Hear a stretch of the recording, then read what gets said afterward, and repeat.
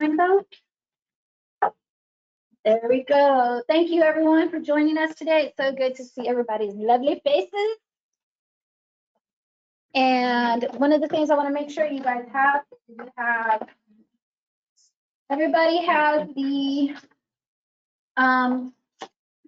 agenda in the packet, full packet.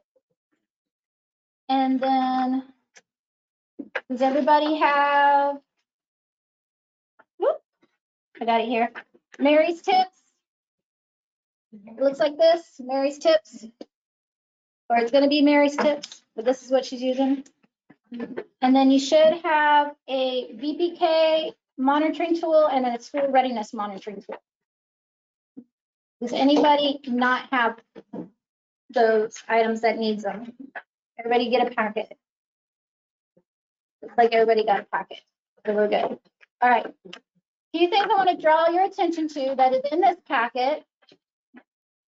The second page is the schedule for the next fiscal year's provider meetings. Whoop, whoop. You can schedule them. As you can see, they're all virtual because this is our in-person for this year.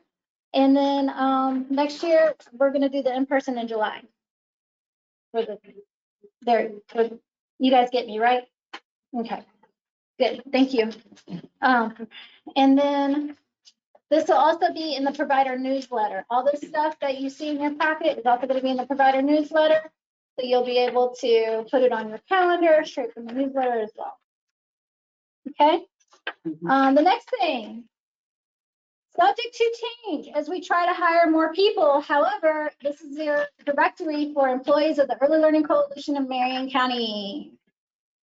You guys, if you need to know who does what and how to get a hold of them, this is your guide. As you can see, there's a few vacant seats. Well, there's a little more than few, but there's some vacant seats, and as they get filled, this will change, and we'll give you some updated extension lists. Okay. All right. So with that being said, I'm going to give the floor to Elizabeth Viola, who will be talking to us about Marco Polo. How are you guys? You're beautiful. I forgot what you look like in person. Don't I look great? You guys, we've been up at the same time.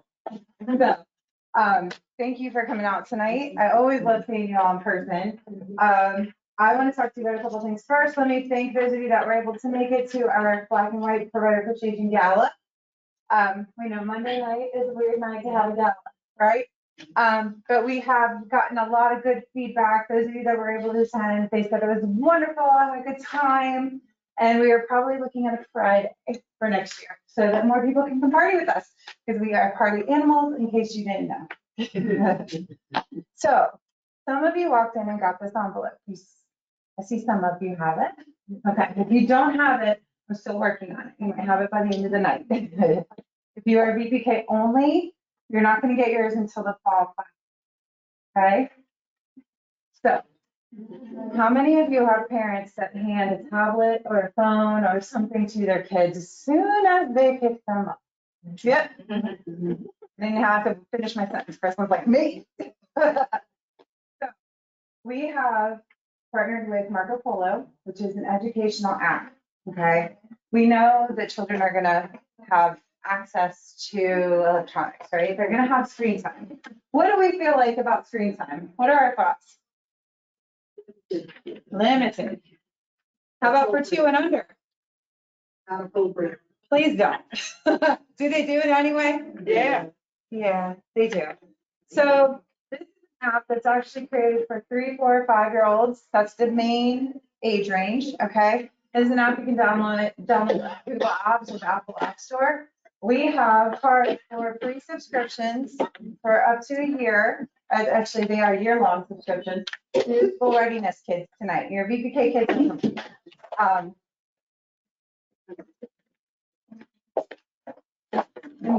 Let me know. You're welcome. So in your packet, I pulled the enrollment report just yesterday. So they're fresh, hot off the presses. If you will have enough cards plus a couple extra for your 3, 4, and 5-year-old school readiness students that are enrolled with you, children that are enrolled with you.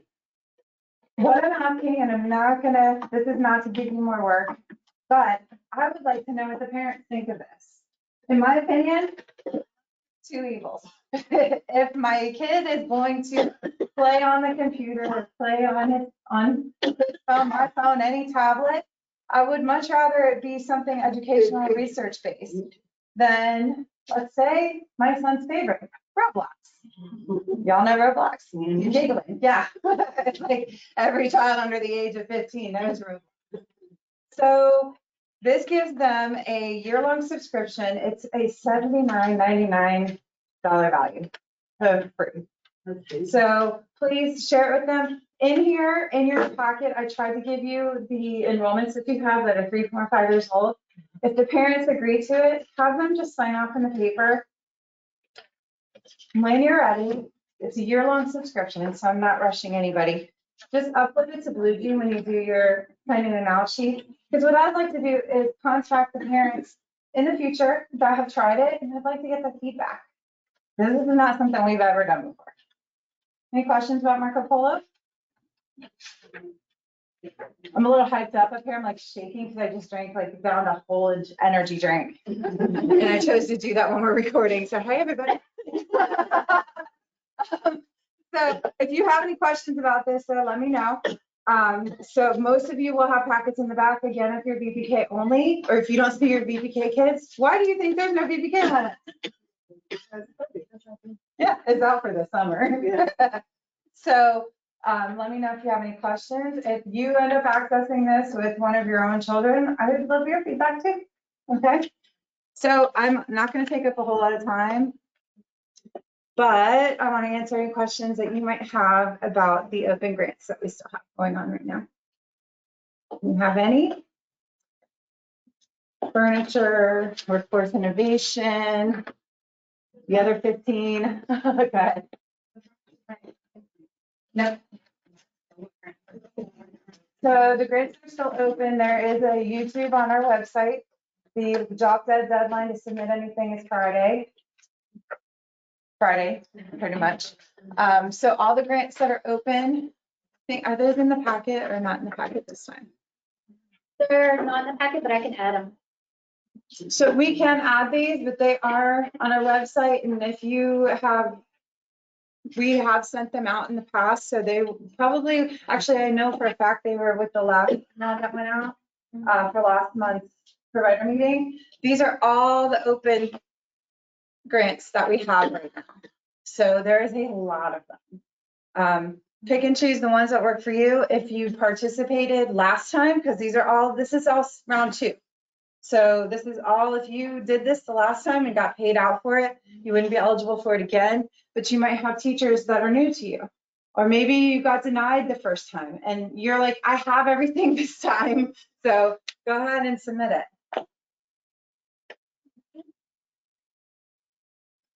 Any other questions? To the provider newsletter. Okay, thank you.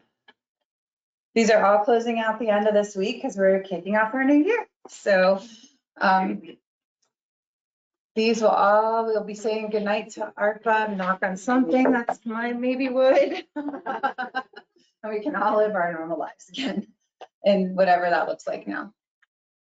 All right, any questions for me? Okay, I'll be in the back. If you do have any questions, let me know. Thank you. And next up is Miss Patricia. Hello, everyone. Well, I remember, I didn't have it in the tonight, so I don't have it. She had it. So, back in September, the coalition received a grant, to assist families that were identified as homeless. These families were eligible for, it was the early learning discretionary grant. So if you had a child that was enrolled under DG1 Home, I did reach out to some of you, well, any of you that had those enrollments, to ask would be willing to contract with the coalition. So you signed a separate contract to assist those families for a period of time. This grant is coming to an end June 30th. The families have been notified. So effective July 1st, the coalition will no longer be paying the differential. If you receive the call from the coalition saying that the parent fee has been waived for the BG1 home category or any other BG1 category, those waivers will still be paid. So those are two separate funding streams. We won't be paying the differentials anymore effective July 1st, but we will continue paying the parent copay that was waived. Okay? Like I said, the families have been notified that the grant will be ending, and we just wanted to take this time just to say thank you to all of you for the work that you do, but to send a special thank you for the providers that were willing to work with us, to help those families, as they are experiencing their time in crisis. So are there any questions? Yeah, I was fast. Yes, ma'am.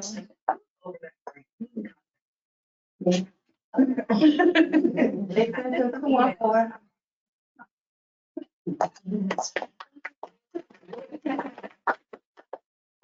All right, yeah, next up, Ms. Jenna Plummer. Okay. Hello, everyone. I'm going to be as quick as possible. I always have a lot of information because I'm going over VPK and SR. So for VPK, we're going to discuss progress monitoring.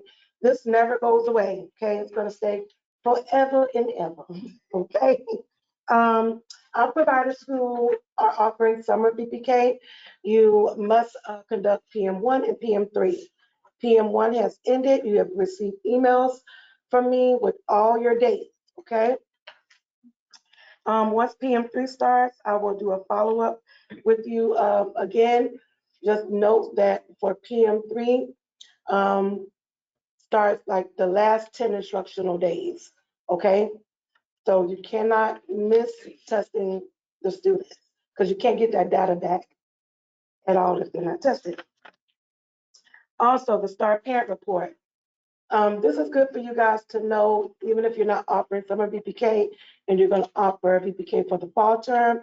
Whenever you conduct a STAR early literacy assessment on a child, you have to provide that parent report to the parent 7 days after that test has been done.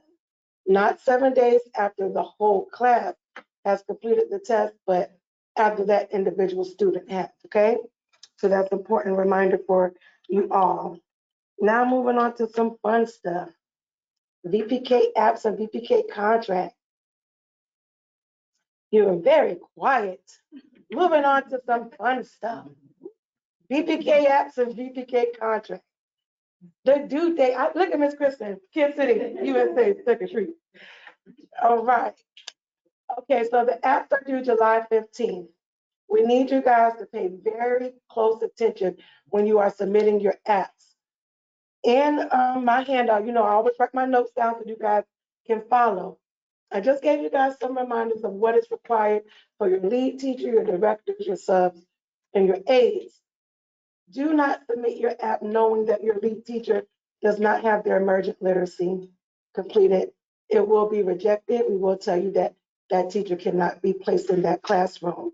Okay, make sure your background screenings are current and up to date. If you know that you have a teacher, director that's about to have a background screening expired, you should be on top of that. I have my team of one, Miss Mary, but we send out reminders 90 days in advance to you guys to get it on your brain so you know that it's coming, okay? So just be mindful, keep these notes for yourself, post them and follow up with your teachers, directors, subs, and aides. Any stuff that's listed on the VPK app, any teaching staff must be listed in that classroom too, okay? And then VPK fast training. When you complete the VPK fast training, you have to sign the 2 agreements. You cannot electronically sign the agreement, okay? So you have to physically sign the agreements and upload them to the provider portal and the document library management. A how-to guide was sent out last provider meeting, and we will also include that in the provider newsletter.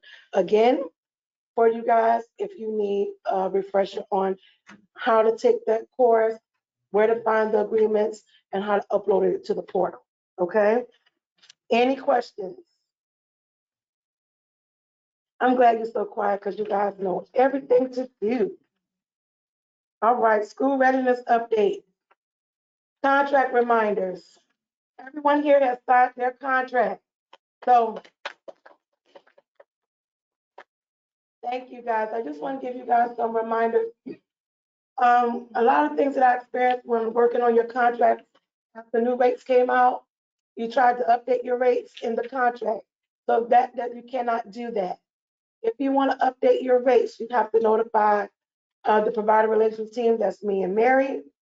And you have to also update your provider pay rate sheet as well. The system is not automatically drafting an amendment like it did a few weeks ago. It just changed. So let us know when you update your rate, because we have to complete a contract amendment so your new rates are reflected in your contract. When you do update your rates are not going to be effective until that following month. So you update rates July 15th, those new rates will not become effective until August 1st, okay? Any questions? Yes, ma'am. So the rates that they said that were gonna be across the board, you need to do an amendment for that. No. So you have your new rates, but if you decide that you want to up your rates, so you want to increase your rates or decrease your provider pay rates, you can do that. That's your choice. But you have to do it into the system, into the provider portal on your pay rate tab, okay? Then you also have to update your provider pay rate form, okay? Because that form and the rates on your tab must match. After you do that, then we need those rates to be in your contract. They need to be reflected in your contract. So our reimbursement team knows what to do, okay? All right? Any other questions? So after we've done that, then just shoot you an email and notify you so you can do the. Yes, but then, okay, so now I want to ask you, after I do the contract amendment, what do I do? I send you an email and you have to? If you leave it in the queue and it does not get signed, yeah, Miss Chris. And you know what? Every meeting, y'all, Miss Chris. Right. So, honestly, guys, she's right. So if you want those rates to be effective that following month, if you sign your contract, if I initiate your contract amendment July 15th, and I send you that email, but then you sign your contract amendment August 1st, dun, dun, dun, I'm sorry. Because there is a process where our CEO also has to certify that amendment, okay? So I just want you guys to be mindful of that, okay? And I'm almost done. Miss Mary shaking Miss Mary ready, y'all. So hypothetically, if somebody wanted to change their rate to be effective July 1st, you probably don't have time to do that. I do work fast, but so it's not me. But because it's not, the average time for an amendment is about 48 hours, okay? But right now, it's what, July, it ain't July, help me, Lord. Yeah. That's no, it's not August. Somebody, Janet Honor. What month is this, y'all? Okay, I am in the present, thank you. It's June, so right now, it's June 26th, 2024 is the year. I had to look at Miss Delaney so she could get me together. Okay, so you only have a short amount of time. So not only do I have to initiate that amendment, you have to sign it, I have to review it to make sure everything is correct in the amendment, and then send it over to our CEO to sign it. Okay, so right now it's the 26th. You're probably not gonna have enough time. So let's just shoot for August 1st. Okay? Everybody in agreement on this day, June 26, 2024? Okay, the last thing real quick. QPS rosters. Make sure you guys are updating your rosters. This is important for class assessment, which Miss Melissa will discuss with you guys about shortly. You have to update your rosters. As soon as you do your attendance, go over there and update your roster, okay? If your roster's not completed, her team doesn't know what teachers are in what classroom, what care levels you are serving, okay? And now I am completely done. I'm leaving Mary to have her tips. And I did. Hello, everybody. How y'all doing tonight? Okay. What she just said about amendments, remember, I have to approve it first. So if there's spots that's missing or not matching, and I have to reject, that could also delay things. Okay, how many BPK providers we got in the room? Got quite a few. Okay. I know y'all are getting a little impatient, but there's one of me. And when I have one BPK site that has 16 teachers on their instructors tab, I have to go through every single teacher and all the documents. And if there's more than one director, I got to go through all of them.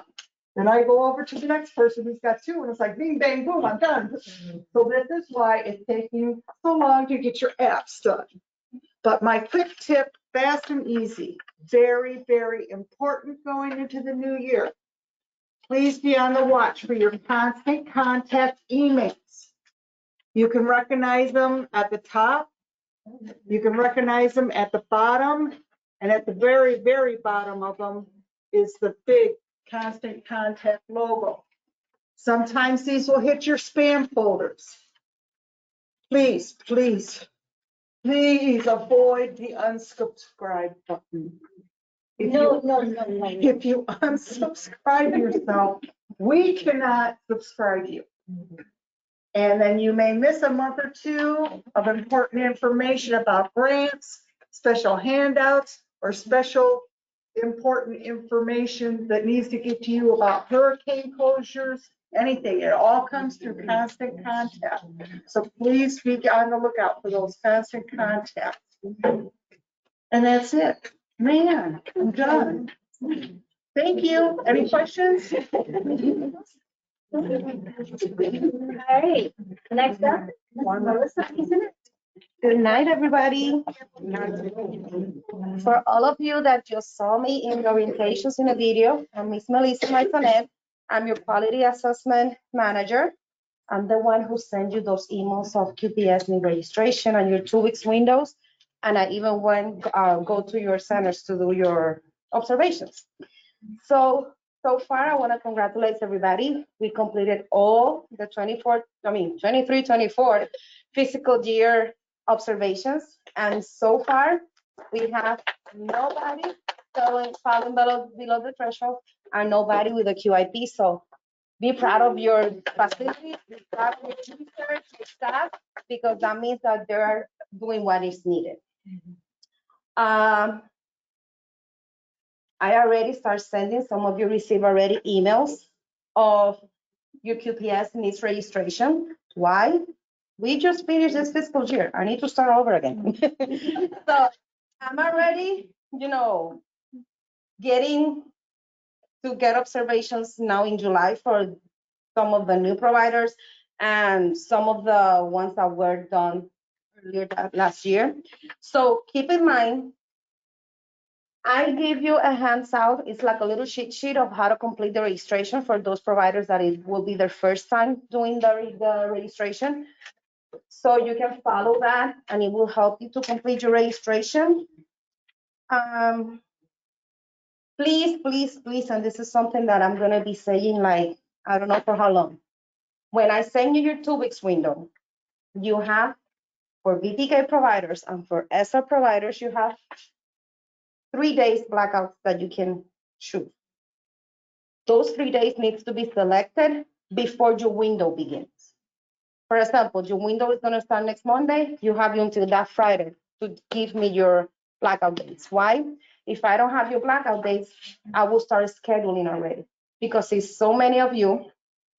And we just have like myself and Nancy Rodriguez, that is my partner in crime here doing the observation, that we are the only ones. So it's easier if you give me ahead of time your 3 blackout dates, because that way I can like I always say, I'm playing Tetris every day with the calendar, trying to accommodate the schools and classrooms in there. So that will help us a lot. The other thing that I'm going to be requesting this fiscal year, I'm going to be asking for VPK and for ESSA providers to email me the classrooms schedules. That way, it will give me an idea of what time I need to arrive, at what time I need to leave, for some providers that are far away, that way I know how to schedule our time too. So that way, we are fair with you and you guys are help us in that way. And important, like Ms. Janet said, keep your QPS. I always said, when I do the need registration, when you do your registration, has to be like a picture of how your school looks at that moment, with exactly the classrooms you have and exactly the teachers that are right there. After I approve them and they're in pending composite score, we cannot make changes because we don't pick the classrooms. It's the system that pick the classrooms. And when you do those changes, sometimes the system will just do like a recount and how's the word? Like recalculate, and they just pick again another classrooms. And maybe you was gonna get observed the infant 1 classroom, but when you make that change, then they say, no, we want to observe the infant 2 classroom, So it makes a whole change even for us for scheduling and all those. So that's it with me. Any questions? Thank you so much. Oh, I'm gonna be sending a lot of hands out this year. I always do, with information. Share those with your teachers, because that will help them to understand what is class.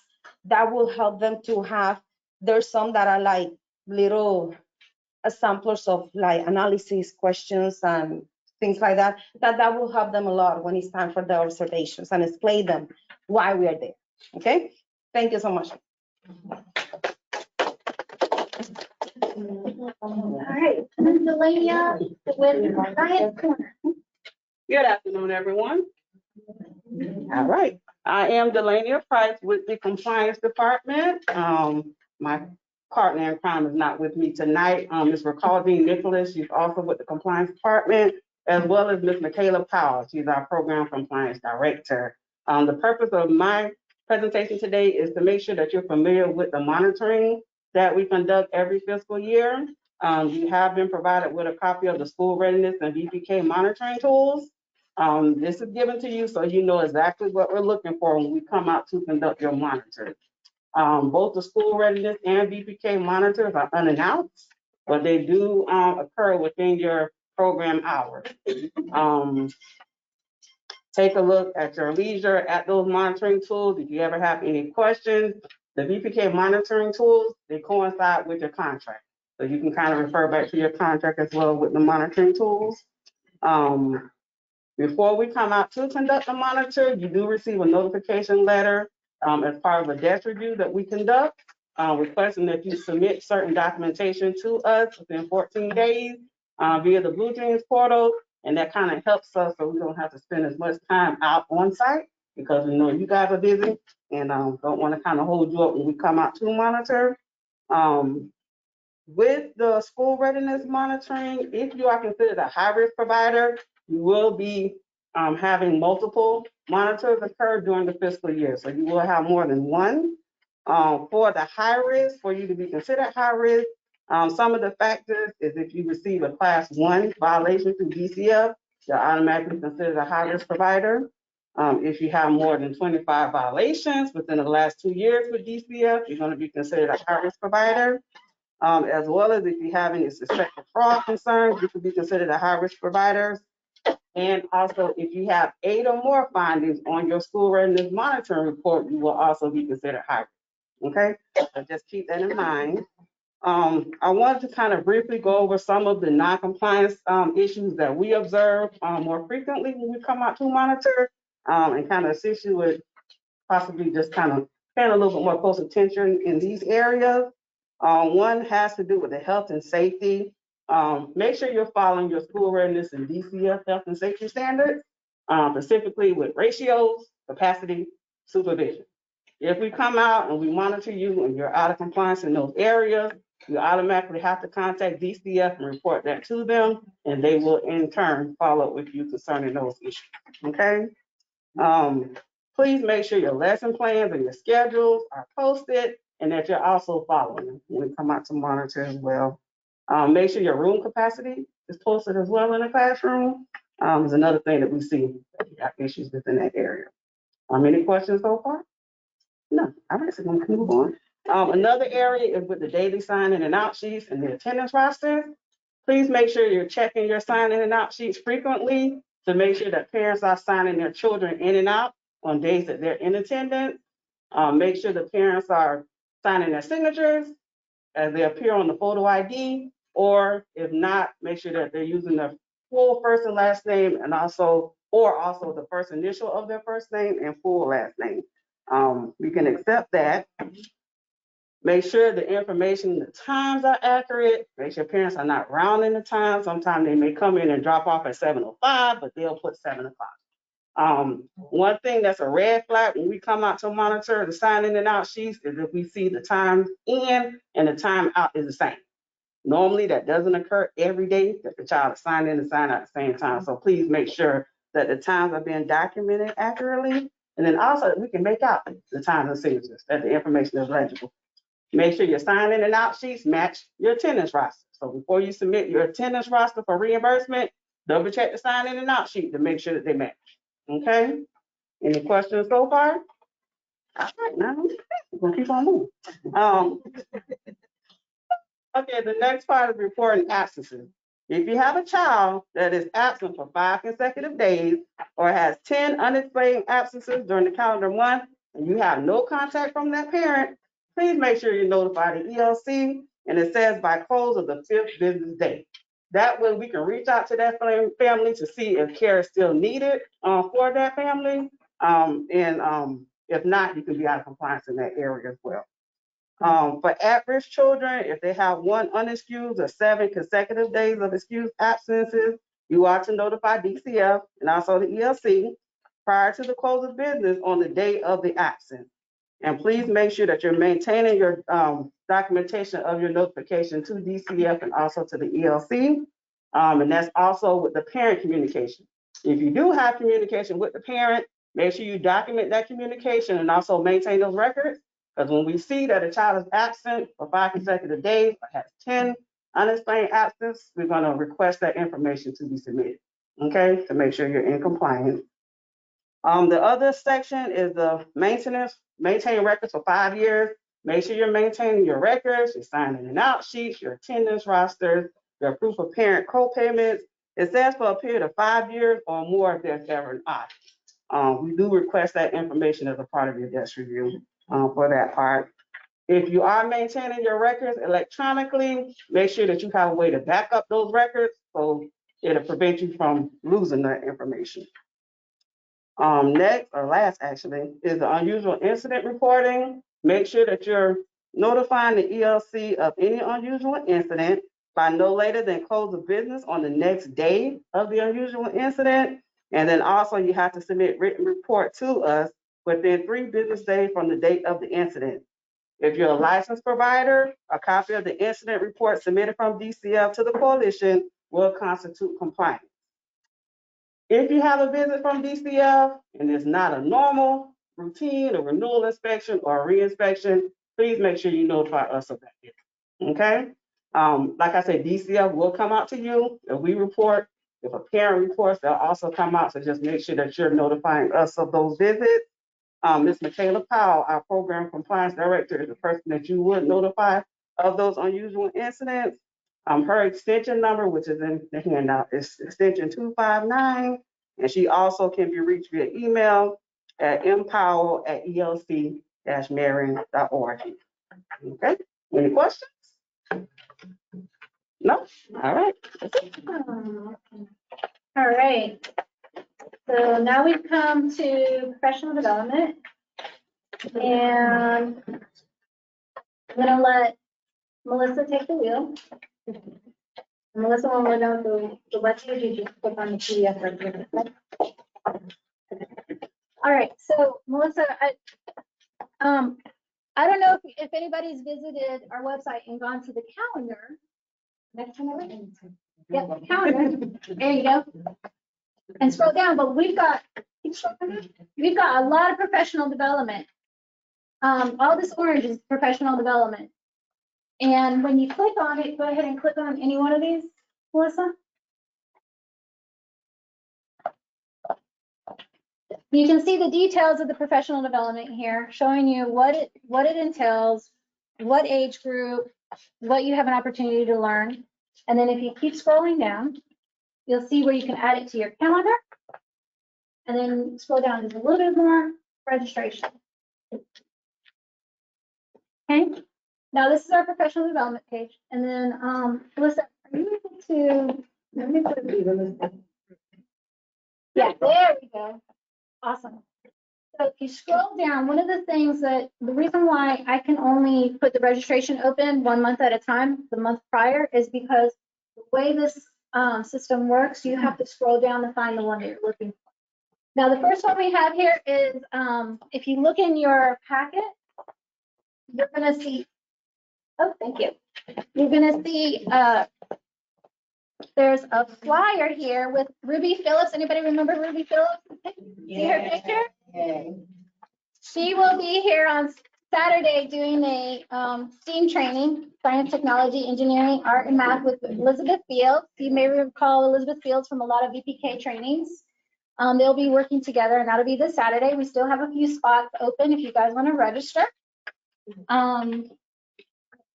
We have some, and then we have some instructional support virtual courses that follow up through that your teachers can partake. They can take one or they can take all.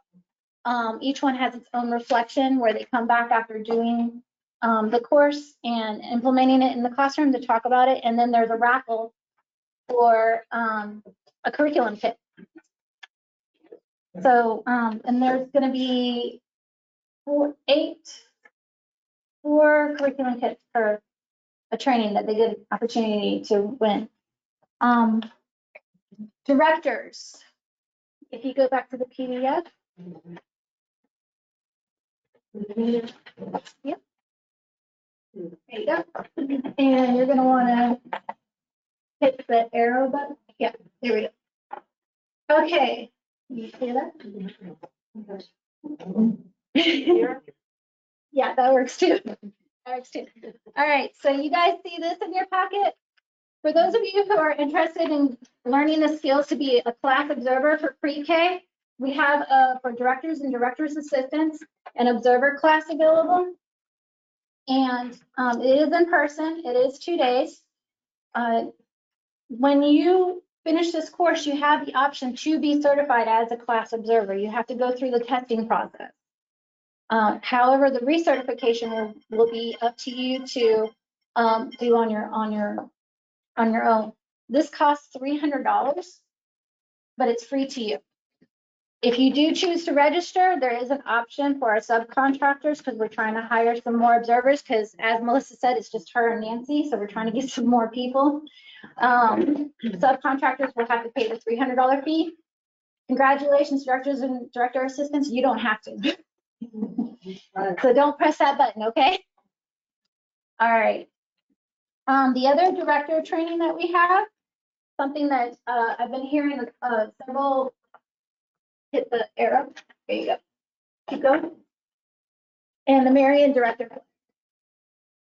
Over, right there, yeah, thank you. I've been hearing where directors are like, I want trainings for me, things that are relatable and have to do with the things that I have to overcome and learn and stuff like that. So these are 5 courses. You can take all or you can take one. But if you take all of them, you can qualify by when you join. Can you scroll it down a little bit? The reflection on August 10th, you can qualify for a year curriculum kit to be entered into the raffle for it. Now, The reflection is offered 3 times on a Saturday, so you guys have 3 different options to attend. You don't have to attend all of them, you just gotta pick one. Okay? And the courses, they're online, on demand. The registration for it is through our website. But what I do is I give that information to Elizabeth Field with the Learning Beyond Paper, and then she's gonna register you through the Learn Beyond Paper University. How many of you guys have done Florida Early Learning courses? Or no, or done online courses? It's very similar to that. So she's gonna register you, she's gonna be there to guide you if you need it. So registration is due by July 8th, if this is something you wanna do, so that I can get that information to Elizabeth and she can get you registered through their platform, which is called Learning Beyond Paper University. And then the courses have to be completed by August 9th. So that you, in time for the reflection. Okay, any questions about that? All right. And then we also have the instructional teacher, the teacher flyer. Can you teacher flyer? Scroll it up just a little bit, please. These are at 7 o'clock. I recently heard in the last meeting how people said it was so hard to get logged on at 6:30 or 6 o'clock. This starts at 7 o'clock. It's 1 hour. It's on Tuesdays.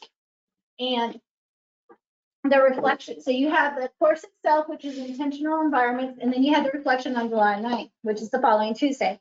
And you don't have to take every single course. Your teachers can take whichever one they want. They just have to attend the reflection to get entered into the drawing for the curriculum kits that are the giveaways here. But these are, you have math. We haven't had a math training in a while, right? Can you guys think of any teachers who need help with that one? There's outdoor classroom. If you ever want to think about how to turn your playground into an outdoor classroom. And intentional environments, how to turn your classroom into an intentional environment. An environment that works for you, not against you, right? Can't tell you how many times I do technical assistance and I notice how the classroom can be adjusted to work better for the teacher and the students. So these are some professional development opportunities that you have. And one of the other things that are going to be coming up that I just wanted to remind you guys, I am really, really excited. I actually have the next fiscal year practically completely scheduled for professional development. So a few things. How many of you guys feel like class group coaching takes way too long? 12 weeks is too long. I'm the instructor and I question about it being in too long, okay? It's okay. So I hear you. So I have some really, really good news. And feel free to write this down, on August 17th, we will have, it's a Saturday, and I will be opening up the registration in July. We will have an intro to infant. And it's only 4 hours. Yay. It's from 8 to 1. And then we're going to do an introduction to toddler on that day. From 2 to 6, it's only 4 hours. Lily, why should somebody attend that training? What will they get out of it? Okay, so it's not as in-depth as class group coaching, obviously, because it is only 4 hours. But here's the thing, if you've got a brand new teacher who's never heard of class, if you got a teacher who's been struggling with class and needs a better understanding, maybe they need that one-on-one coaching during that time frame, this is their opportunity. And they do get CEUs and in-service hours. By the way, I don't know if you noticed on your flyers, but all of these trainings you get in-service hours. And 90% of the certificates are in July. So new fiscal year taken care of, done. Right? DCF requirement over. All right. August 24th. I am so happy to say, y'all just say thank you to Melissa Mason. She's going to do intro to infant in Spanish. Yes. So if you have any infant teachers who speak Spanish and would feel more comfortable, that's going to be August 24th, Intro to Infant class tool. And then we have Pre-K, intro to pre-K, can't do it without the pre-K, September 14th. And that's gonna be 8 to 4. Only 4 hours. If you missed your opportunity for behavior boot camp this time around, don't be sad. It's coming back September 26th. All right. And then we have an in-person training September 28th. Our family engagement, nurturing and self-regulation and critical thinking. How many of you guys remember Chuck of the Turtle? Or have Chuck of the Turtle in your classroom running? Not too many? Okay. So it involves a calming kit for the classroom and the family. And those who attend will get a calming kit for their classroom and for their family. So that way the practices that are being done in the classroom, the family can practice as well. How much nicer would it be if those families practice those things at home that you keep trying to teach the kid in the classroom? Wouldn't that be nice? So you have that opportunity for this in-person training on September 20th called Family Engagement, Nurturing and Self-Regulation and Critical Thinking. Now, we do have class group coaching that is going to be in February. It'll start February 4th. It'll be on Tuesdays. Miss Deanna McFarland, everybody remember Deanna? Yeah. Yep. She's going to be doing the virtual infant toddler, and then I'll be doing the pre-K in person. I'm taking a break from virtual, y'all. So, and that'll be in February, in case you need someone who really needs the in-depth stuff. All right, and then that's about it for professional development. Ms. Janet, how did you want to? Okay, I'm just gonna, this morning I got some. So I'm gonna hand you your first aid kit.